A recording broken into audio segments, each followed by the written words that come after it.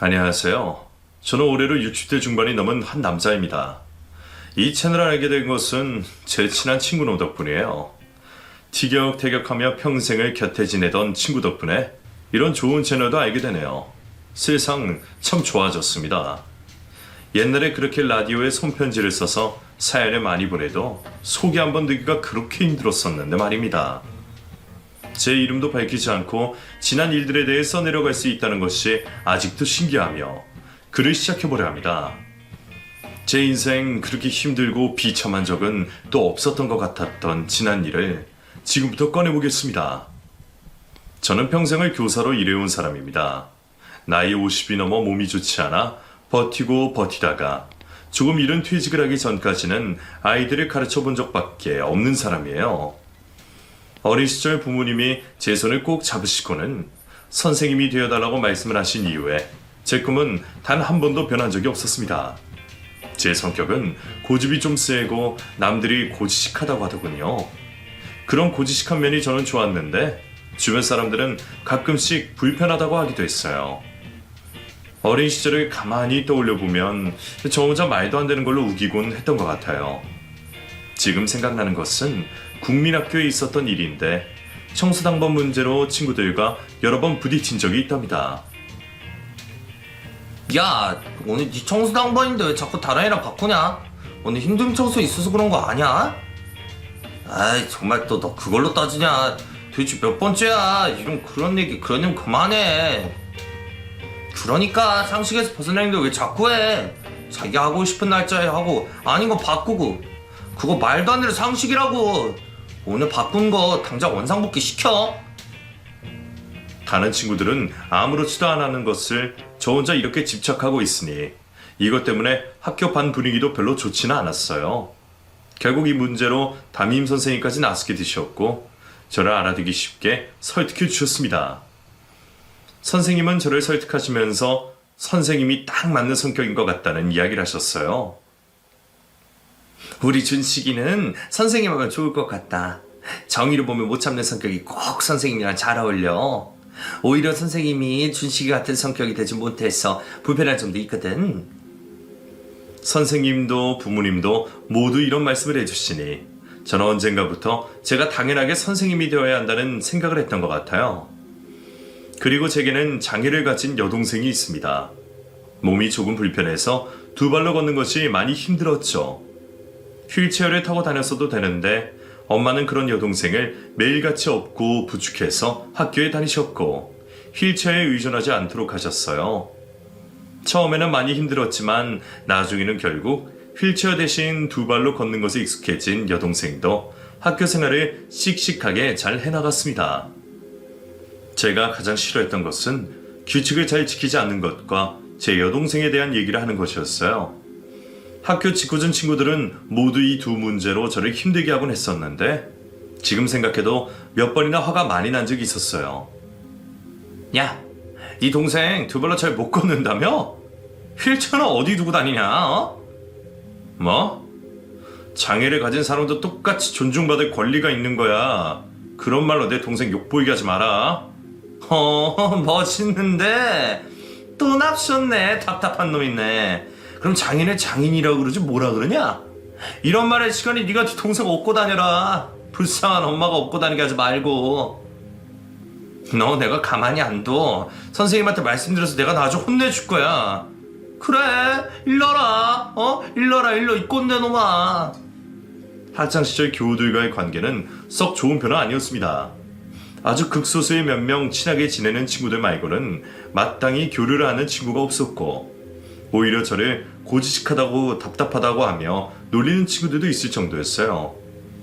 특히나 학교에서 조금 껄렁껄렁하게 노는 친구들은 저를 보면서 답답한 노인네라는 별명을 지어서 놀리곤 했었는데 처음에만 힘들었지 나중에 계속해서 들으니 그것도 별로 상처도 안 되더군요. 그 친구들은 대충 이런 식으로 저를 놀렸어요. 학교 수업 시간에도 역시 선생님이 지난 시간에 발표 과제를 내준 것을 까먹으시고 그냥 넘어가려 하면 저는 늘 그걸 말씀드리곤 했습니다. 저는 선생님의 과제를 열심히 준비해 왔는데 하지 않으니 억울했거든요. 하지만 다른 아이들 중에서는 과제를 해오지 않아서 선생님이 까먹고 넘어가시는 것을 엄청나게 좋아하는 친구들이 있었어요. 제가 손에 들고 과제 이야기를 꺼내면 모두들 수군대며 저를 쳐다보았고, 특히나 수업 시간임에도 불구하고 한 명의 친구는 저 노인네 때문에 망했다는 말을 했습니다. 아, 저 답답한 노인네 때문에 망했어. 이미 이런 별명은 선생님도 다 알고 계시는 부분이기 때문에 나중에는 웃으면서 넘어가긴 하셨지만, 저는 이런 분위기가 쉽게 이해가 되지 않더군요. 무엇이든지 약속이라는 것이 있는데 제대로 정확하게 하고 넘어가지도 않고 슬렁슬렁 넘어가는 것이 너무 힘들었거든요. 이런 문제들이 몇 번이나 발생하자 학교 선생님은 저희 부모님과 면담을 하셨었고, 엄마는 제게 조언도 해주셨어요. 우리 아들 성격은 네 엄마가 잘 알지. 엄마도 한때 한 성격 했다는 거. 근데 말이다, 엄마가 나이를 먹고 살아보니까 인생이 그렇게 내 마음먹은 대로 다 되지만은 않는 것 같아. 사람들 마음속에 다 들어갈 수 있는 것도 아니고 어떻게 그렇게 똑같을 수 있겠어, 안 그래? 그러니까 때로는 마음대로 세상이 굴러가지 않아도 그럴 수도 있다고 생각을 해보자.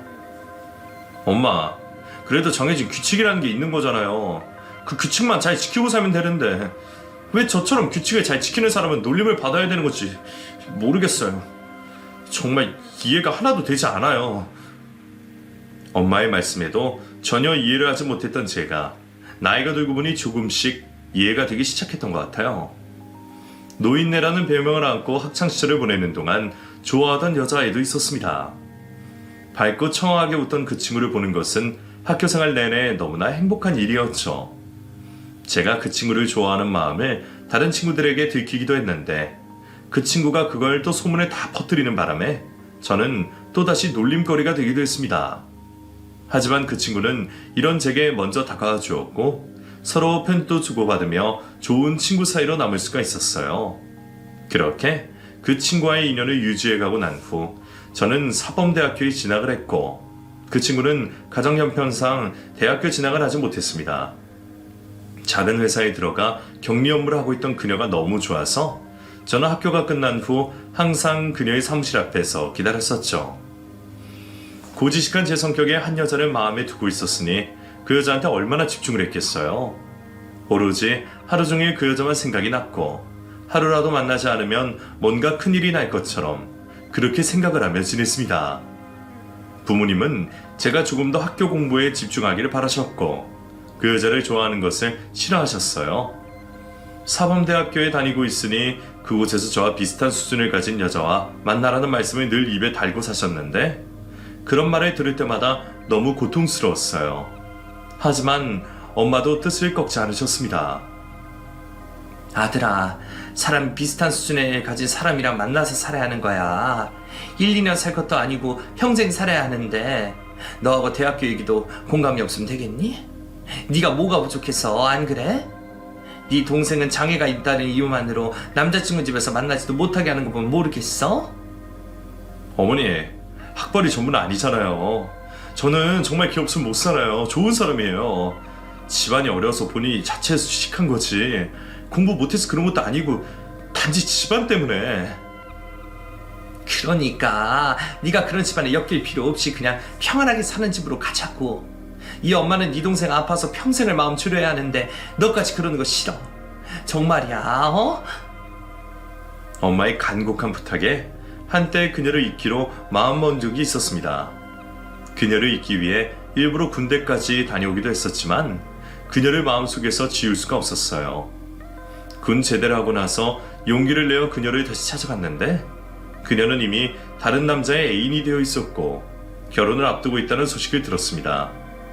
그 얘기를 들으니 왜 제가 헤어질 결심을 했었는지 제 자신이 너무나 싫더라고요. 며칠 밤낮을 술로 지새우며 고통스러워하고 있던 저를 보신 엄마 역시 한숨을 쉬시며 미안하다는 말씀을 하셨고, 그렇게 한 달쯤을 보내고 있었습니다. 그러던 어느 날 그녀의 예비 신랑이 교통사고가 나서 의식불명 상태가 되었다는 소식을 들었고, 결국 그녀의 결혼은 무산이 되고 말았어요. 그녀의 예비 신랑은 중환자실에서 한참을 보내다가 세상을 떠나게 되었고, 사람들은 그녀를 보고 팔자가 세다는 말로 에워싸워버렸습니다. 그녀는 정말 많이 힘들어했어요. 사람들 아무도 만나지 않으려고 했고 회사까지 그만두었더군요.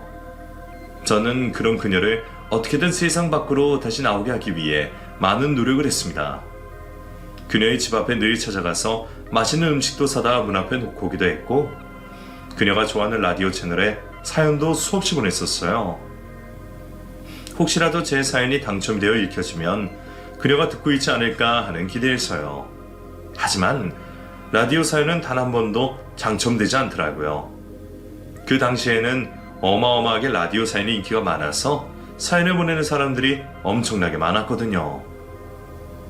또다시 그녀에게 집중하고 매달리는 제 모습을 보신 엄마는 결국 두 손 두 발을 다 들게 되셨고 저는 끝없는 구애에 힘입어 그녀와 다시 만남을 시작했습니다. 그녀는 저와 만나는 것 자체가 죽은 예비 신랑에서 죄를 짓는 것 같다고 했지만 저는 그런 것 다 신경 쓰지 말라는 말로 그녀를 위로해 주었어요.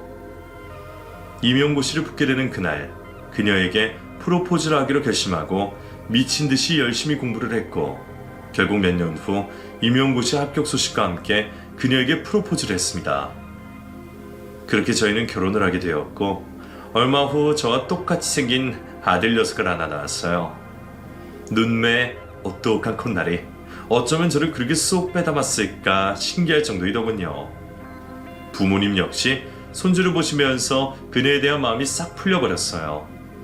결혼 전에 언제 반대를 했나 싶을 정도로 하루에도 몇 번씩 아내에게 전화를 걸어 손주 소식을 물어보곤 하셨습니다.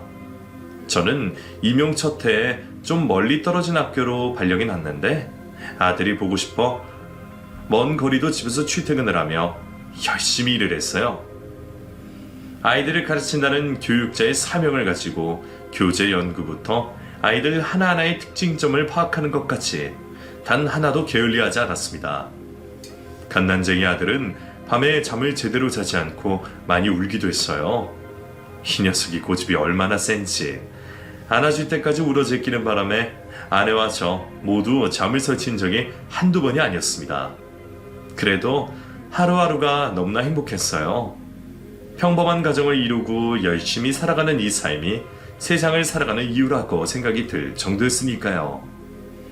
이렇게만 앞으로 살아간다면 평생 바랄 것이 없다며 제 스스로가 만족감이 아주 높았습니다. 그렇게 몇 년이 흘러 아이가 새 돌이 좀 지날 무렵 청천벽력 같은 일이 벌어지고 말았어요. 바로 아내가 병에 걸렸다는 소식이었죠. 암이라는 무서운 병에 걸린 아내는 하루하루 살이 빠지고 통증을 호소했습니다. 이미 몸에 암세포가 전이가 많이 되어 있는 상태였고 급하게 항암 치료를 시작했지만 머리카락만 빠졌지 암세포를 줄이는 일은 거의 불가능했어요. 순식간에 일어난 일에 저희 집은 거의 초상집 분위기였습니다. 특히 엄마는 애초에 이 결혼을 끝까지 반대했어야 하는데 그러지 못했다며 자신을 자책하셨고 한숨을 쉬시며 저와 제 아들을 보고 불쌍하다는 말을 하셨어요. 저도 너무나 힘들고 답답해서 미쳐버릴 것 같은 상황에서 엄마의 이런 모습은 제게 아주 큰 짐이 되었습니다. 결국 저는 엄마와 거의 의절까지 할 지경에 이르렀고 아내는 1년을 버티다가 세상을 떠나고 말았어요. 아들이 엄마 머리를 만지며 대머리라고 웃으며 말을 하던 그 모습을 마지막으로 아내의 숨소리는 더 이상 들을 수가 없었죠. 저는 그때부터 더욱 성격이 괴팍해졌다고 친구 녀석이 말하더군요. 그날의 기점으로 제 얼굴에는 웃음이 싹 사라졌고 늘 인상 쓰는 모습만 가득했답니다. 당장에 어린 아들을 데리고 학교를 출근해야 하는 상황이 이르자 눈앞이 캄캄하더군요. 그렇다고 거의 의절하면서 연락도 하지 않는 엄마에게 아이를 부탁하고 싶지는 않았습니다. 그런데 그때 제 여동생에게서 연락이 왔어요. 자신이 저희 집에 와서 아이를 봐주고 싶다는 겁니다. 프리랜서 디자이너로 조금씩 집에서 일을 하던 동생은 어차피 장애 때문에 받아주는 회사도 없고 시간도 많으니 충분히 아이를 케어할 수 있다고 했어요. 하지만 저는 정말 이기적인 사람이었습니다. 여동생이 그 말을 하는데 안심이 되는 것보다는 제 아이를 잘 돌볼 수 있을까 하는 생각이 먼저 들었거든요. 불편한 몸으로 제 아이를 다치게 방치하게 되면 어떨까 하는 걱정부터 하게 되면서 저 역시 학창시절에 저를 놀렸던 친구들과 다를 바가 없다는 생각까지 하게 되었습니다. 하지만 저보다 여동생은 더 나은 사람이더군요. 오빠가 무슨 걱정하는지 알아. 근데 나 잘할 수 있어. 내가 앞으로 뭐 결혼해서 아이 낳을 일 있겠어? 그러니까 내 인생에 이 아이를 돌보는 것이 처음이자 마지막이 될 거라고. 그래서 누구보다 열심히 이 아이 키워주고 싶어, 오빠. 그렇게 여동생은 저희 집에 와서 아이를 봐주며 일을 하기 시작했고, 아이는 한동안 엄마를 찾으며 울며 불며 하더니 여동생에게 딱 붙어 여동생을 엄마라고 부를 정도까지 애착이 형성되었습니다. 그 모습을 보는 저는 얼마나 행복하기도 하면서 가슴이 쓰라렸는지 몰라요. 이렇게 제 마음이 온전치 않으니 당연히 제 성격도 엉망이 되었던 것 같아요. 중학교 때부터 친하게 지내던 친구 녀석은 저를 보고 성격 좀 고치라고 말을 할 정도였습니다. 저는 그렇게 친구가 많지 않았어요. 학창시절부터 그랬었으니 당연히 사회에 나와서도 친하게 지내는 사람은 거의 한정적이었죠. 그런데 그 사람들하고도 사석에서 의견 차이가 나자 제 의견을 고집하다가 불화가 있었습니다. 특히 학교 선생님 중에 저하고 나이대도 비슷해서 조금 가깝게 지내던 분이 계셨는데, 그분과 사석에서 정치와 경제에 관한 이야기를 주고받다가 그만 의의가 상한 적이 있었어요. 서로의 이념이 다른 것인데 저는 또 저만의 고집으로 그 사람이 생각하는 것을 반대하며 이야기했고, 결국 끝까지 제 의견을 굳히지 않았기에 분위기가 엉망이 되고 말았습니다. 그때 그 선생님이 제게 이런 이야기를 하더군요. 이 선생님이 생각하는 것처럼 다른 사람도 똑같이 생각하지 않아요. 그러니까 고집 좀 그만 피우시고 다른 사람 이야기도 좀 듣고 그러려니 하면서 흘려보내기도 하세요. 그러시다가 선생님 주변에 아무도 남지 않겠어요. 아시겠어요? 뭐 주변에 사람 많다고 좋은 거고 사람 없다고 안 좋은 겁니까? 그런 소리 나한테는 씨알도 안 먹히니 그런 말 하지도 마세요. 아 참, 다 선생님 위해서 하는 얘기인데 싫으시면 어쩔 수 없네요. 알겠습니다. 앞으로는 아무 말도 안 하겠습니다. 이날 정말 씁쓸했어요. 그나마 학교에서 조금 마음에 터놓고 지낼 수 있는 사람이 생겼나 싶었던 때였거든요. 어쩔 수 없죠. 제 성격이 그런 것을요. 제 친한 친구가 바로 이런 저의 모습을 가장 걱정했었어요. 이렇게 주변 사람들을 하나 둘 떠나보내는 것들이 결국엔 사람을 너무 외롭고 고립되게 만든다고요. 하지만 저는 그 친구의 말이 귀에 들리지도 않았던 것 같아요. 그리고 또 한 가지, 제 친구가 걱정했던 것은 제가 지나가면서 모르는 사람에게도 잘못되었다는 말을 한다는 것이었어요. 예를 들면 식당에서 언성이 높아지는 일이 생기면 제가 직접 가서 그 상황을 판단하고 얘기를 하니까 자칫 제가 위험에 처할 수도 있다고 하더군요. 또한 길거리에 지나가면서 이치에 맞지 않는 일이 일어나고 있으면 꼭 그냥 지나치는 법이 없었어요. 이 친구와 길을 걸어가고 있던 어느 날 교복을 껄렁껄렁하게 입은 남학생 여럿이 모여서 담배를 피우고 있던 것을 본 적이 있었어요. 대여섯 명쯤 모여 있었고 키가 꽤 큰 것으로 보아 고등학생이었던 싶습니다. 저는 그 모습을 보자마자 당당하게 다가가서 담배를 끄라고 훈계를 했어요. 하지만 그 친구들은 저를 보고 당황하지 않고 그대로 담배를 피우고 있더군요. 아, 이것들이 어디 교복을 입고 담배를 피워? 너네 어디 학교야? 저희 고등학교 맞지? 이놈들 얼른 담배 불 끄지 못해? 버르장머리 없는 놈들.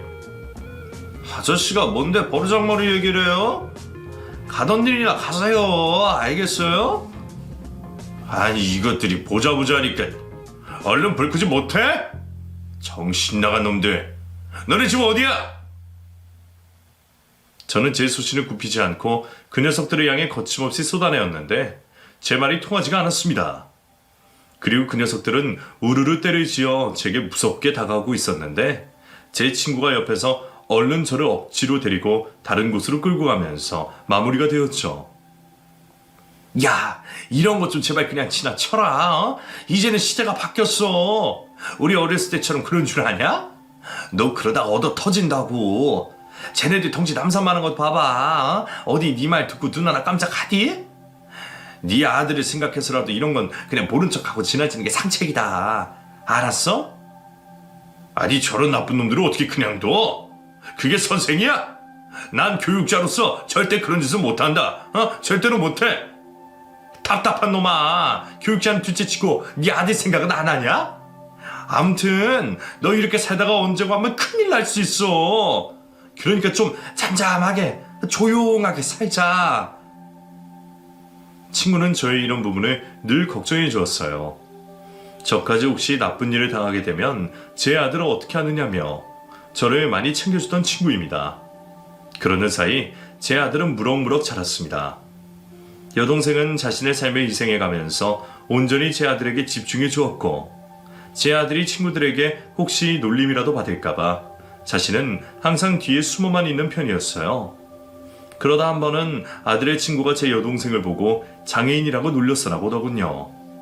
그 말을 듣고 아들은 친구와 심하게 다투었는데, 고집불통인 이 녀석은 도무지 제게 무슨 일로 친구와 다투었는지 말을 끝까지 하지 않았습니다.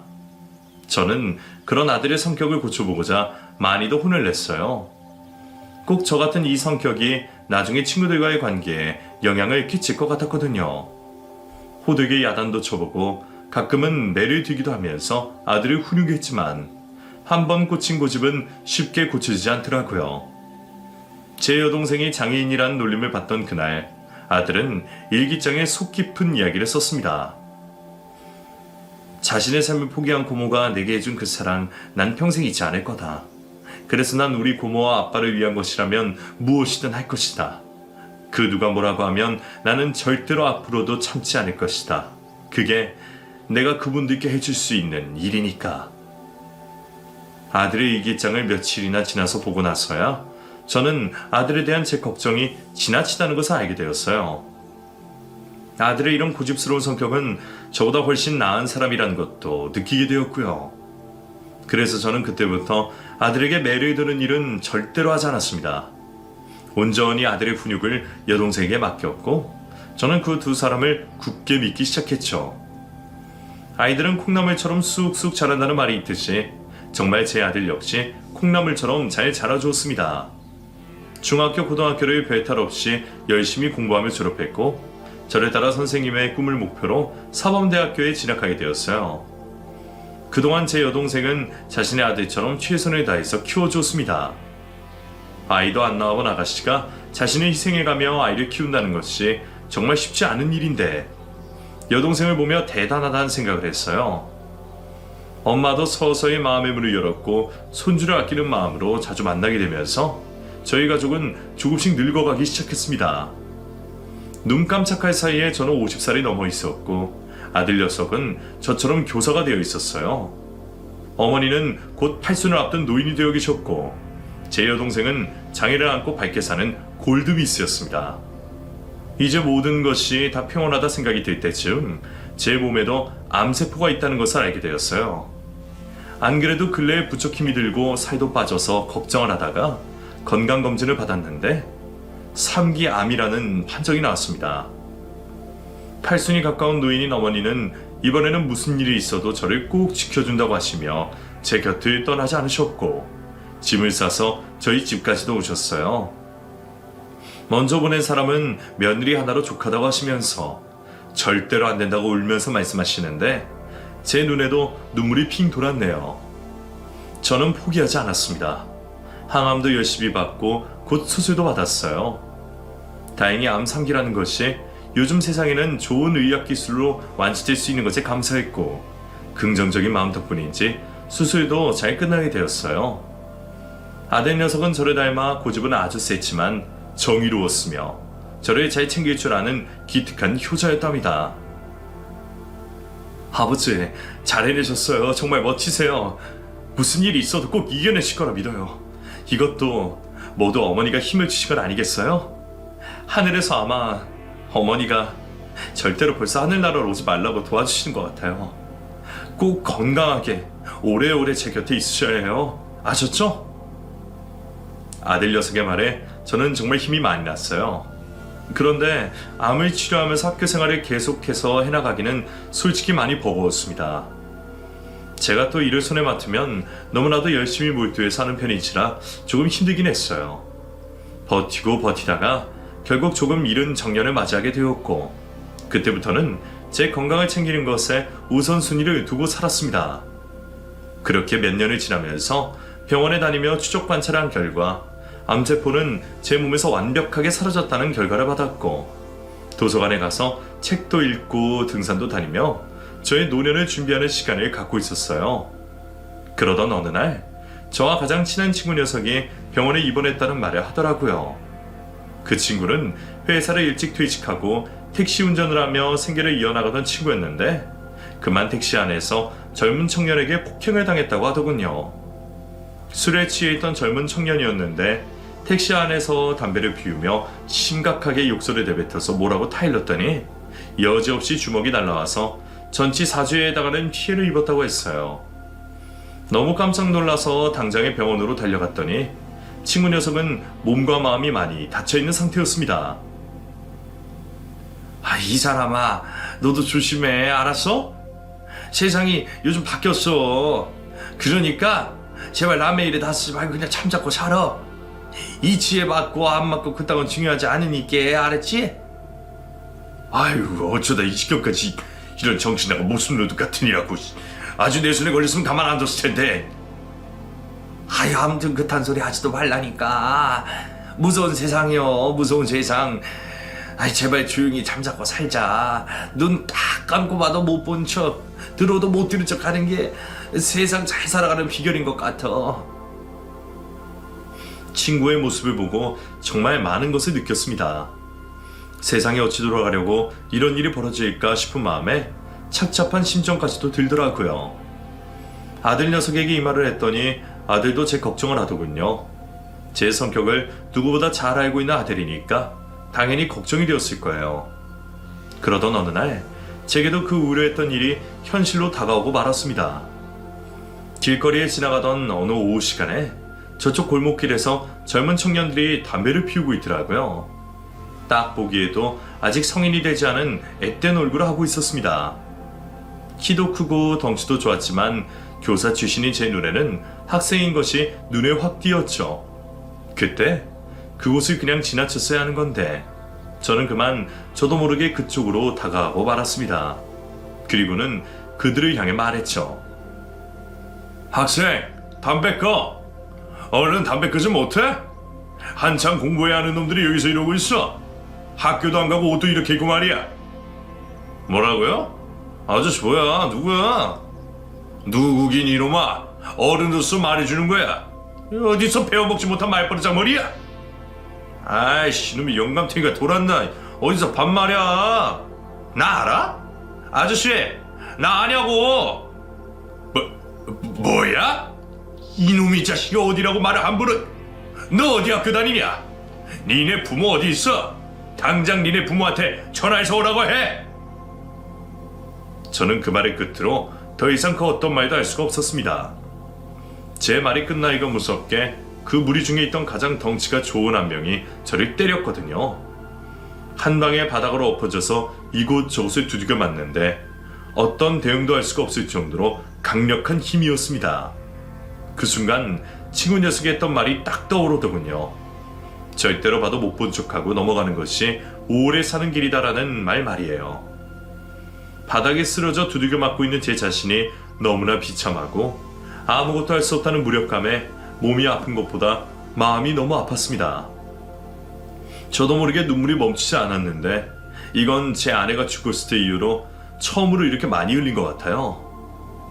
다행히도 저쪽에서 슈퍼 아주머니가 이 모습을 보고 계셨고 경찰에 신고를 해주셨는지 잠시 후 경찰이 도착되어 모두를 끌고 갔습니다. 그리고 저는 바로 병원으로 이송이 되었죠. 맞는 과정에서 핸드폰은 어디로 사라진 건지 주머니를 아무리 손으로 만져보아도 없더군요. 뭐가 뭔지 아무 생각도 나지 않고 정신이 몽롱한 상태로 병원에 이송되어 치료를 받고 안정을 취하고 있으니 잠시 후 가해자인 녀석이 부모와 함께 병실에 찾아왔습니다. 저기 죄송합니다. 이 녀석 아직 학생인데 분노 조절 장애가 조금 있었어요. 요즘은 이런 것도 하나의 질병으로 인식이 되니 부디 이해해주시고 합의 좀. 아직 성인이 안 된 10대 어린 아이예요. 앞뒤 창창한 아이이니 이번만 좀 용서해 주시면 안 되겠습니까? 분노 조절 장애요? 나 참 기가 막혀서 할 말이 없네. 그러게 왜 그렇게 애한테 반말을 하세요? 반말로 그러시니까 아이들이 기분 나빠서 그런 거죠. 생각해보세요. 얼굴도 모르는 사람이 와서 반말로 하시면 누구라도 기분이 나쁘죠. 뭐요? 아니 한눈에 봐도 어린 학생놈의 새끼들이 길거리에서 담배를 피우고 있어서 담배 끄라고 한 게 이렇게까지 할 일이에요?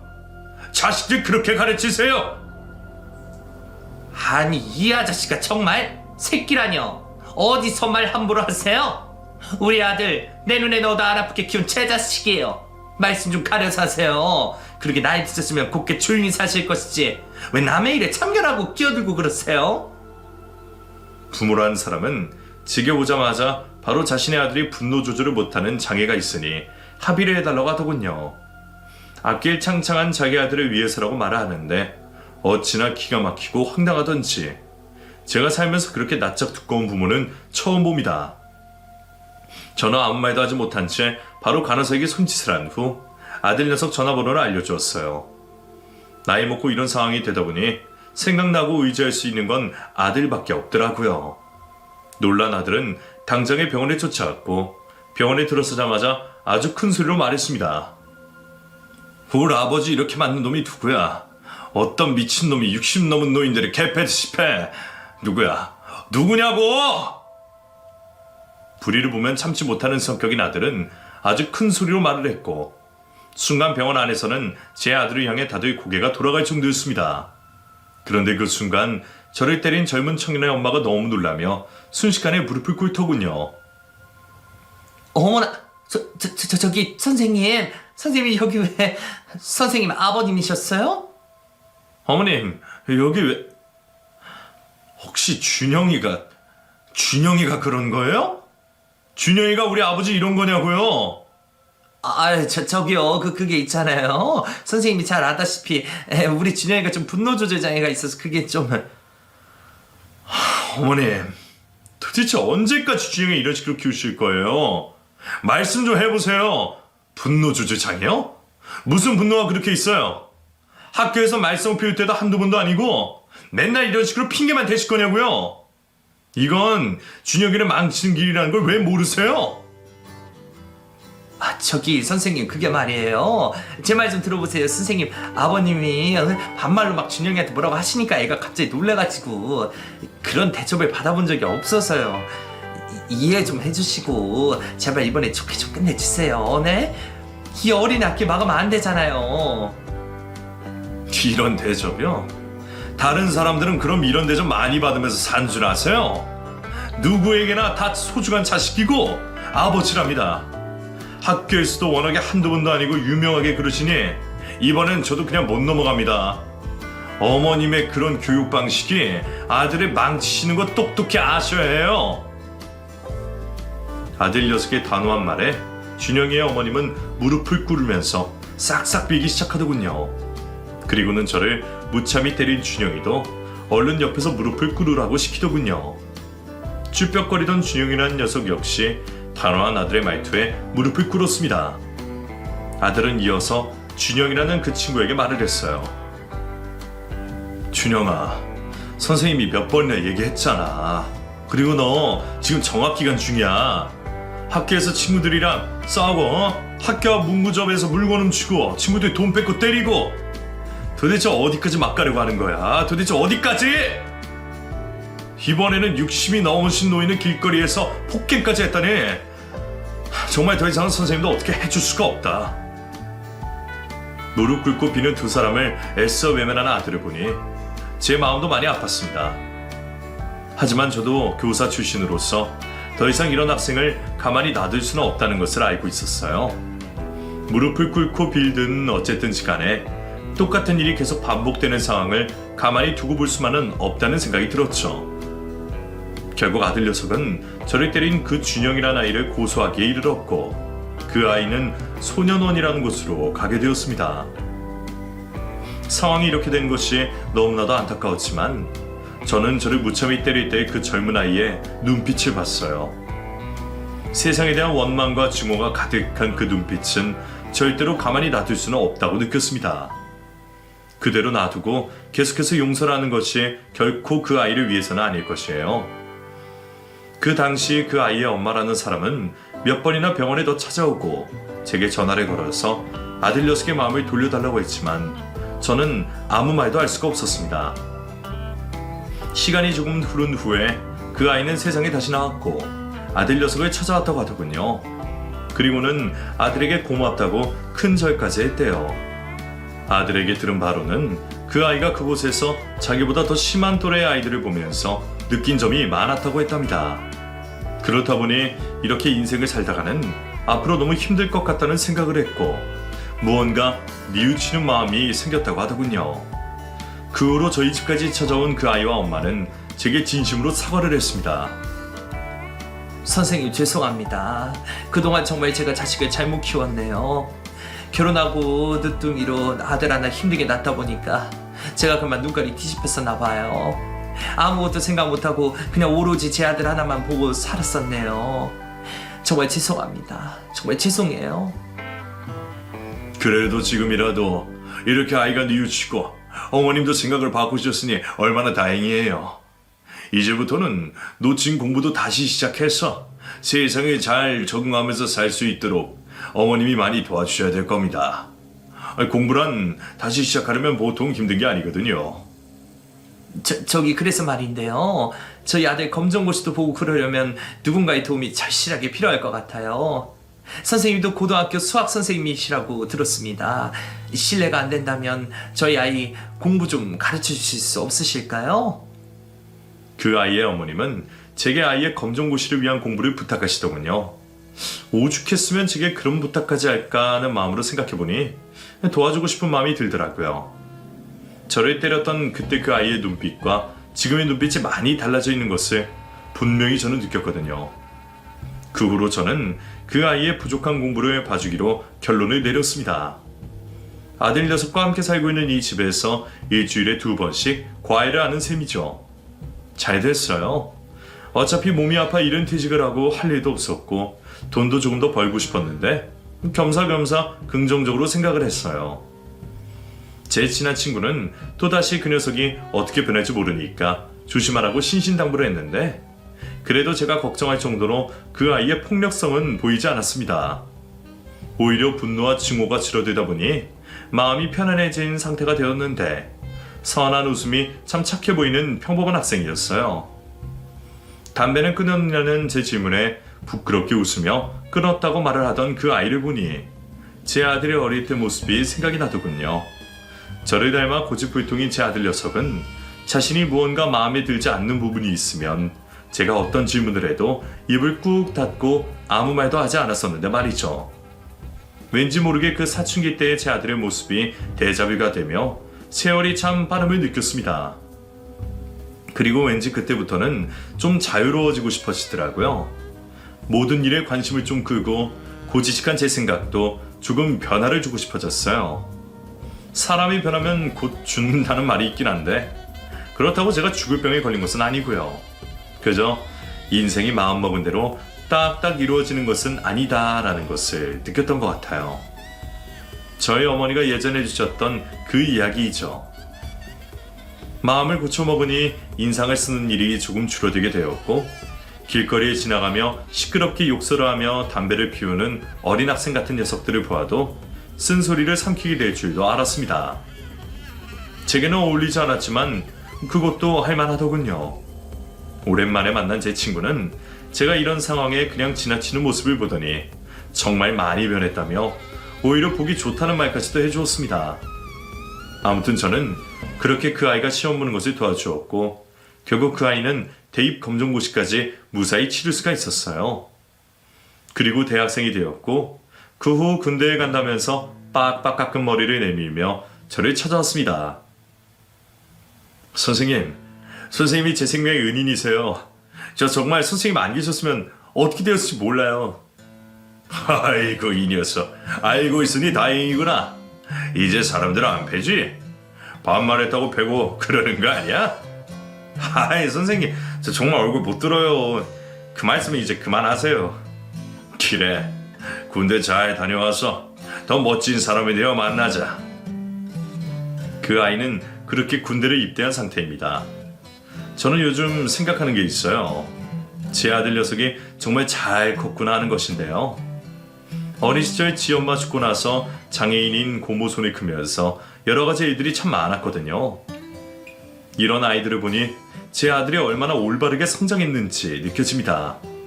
그 1등 공신에 제 여동생이 있었고요. 여동생이 아이를 키우며 달리기가 불편해서 몇 번이나 넘어진 것을 제게 숨긴 적이 있었습니다. 아이들이 한창 뛰어다니면서 놀 때였는데 제 여동생이 다리가 불편해서 제대로 따라가지 못했었나 봐요. 몇 번이나 넘어져서 무릎팍이며 손바닥이며 다 까졌었는데 저는 그것도 모르고 제 아들 녀석 상처난 것만 보였었죠. 여동생에게 아이 하나 똑바로 못 본다면서 화까지 냈었는데 그걸 다 참고 제 아이를 키워준 여동생이 정말 고맙네요. 결혼도 안 하고 평생을 홀로 지내고 있는 여동생에게 오늘은 맛있는 밥을 한 끼 사주고 싶습니다. 그리고 마지막으로 하늘나라에서 우리를 지켜보고 있는 아내에게 말하고 싶어요. 여보, 우리 잘 살고 있어. 당신 말대로 나 고지식하고 불의를 보면 못 찾는 그런 성격도 많이 고쳐나갔고 무엇보다 우리 아들 진짜 올바르게 잘 자랐어. 다 보고 있지? 내 동생한테 정말 감사하네. 아마 당신도 있었으면 신우한테 고맙다면서 맛있는 거 좋은 거 사줬을 거야. 당신 많이 보고 싶다. 나 죽는 날까지 말썽 안 피고 조용히 있다가 깨끗한 몸으로 갈 테니까 그때 가서 우리 재미나게 놀자. 평생 못 논 거 그때 다 놀자. 주말에는 아내에게도 찾아갈 생각입니다. 추운 겨울에 혼자 있어 아내를 생각하니 마음이 좋지 않네요. 아내가 좋아했던 붕어빵도 사가야겠어요. 밝은 미소가 너무나 아름다운 아내가 오늘은 더 많이 보고 싶어요. 저는 이렇게 편안하게 늙어가고 싶어요. 좋아하는 책도 많이 읽고 슬슬 운동도 하면서요. 그토록 피웠던 고집과 저만의 규칙도 이제부터는 조금씩 내려놓으려 합니다. 제 사연은 여기까지로 마무리할게요. 긴 사연 끝까지 들어주셔서 감사드리며 이 글을 마치겠습니다.